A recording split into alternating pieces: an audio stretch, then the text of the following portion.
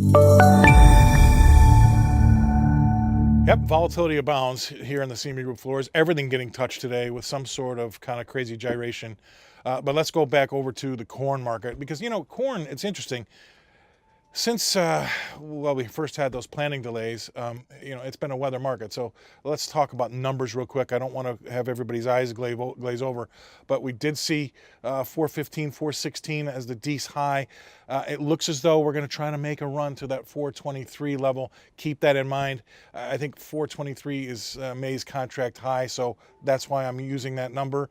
But that's probably something that we're going to see the technicians go for. It's not really a fundamental thing. The fundamental thing is that, yes, it's a weather market. Really, it's a water market, right? A lot of folks are still underwater.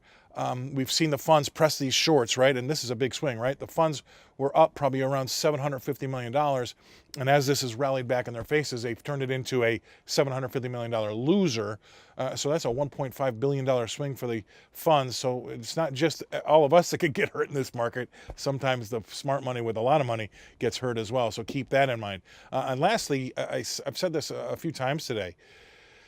The dollar making a yearly high today, but if you go back 3 or 4 years, we're right in the middle of a range, right? So the range, the 3 to 4 year range is still, I think, significant. And until we get outside one or the upper end or the lower end, I can't really get too excited about. Yes, as we set these yearly highs, it's not going to help our exports. And I don't really have to worry about China with corn because they really don't buy our corn.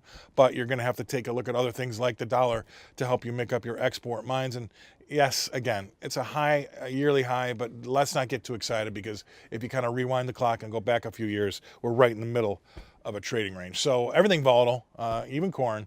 But that's it from me here. Good luck tomorrow. I'm Scott Shellady on the CME Group floors.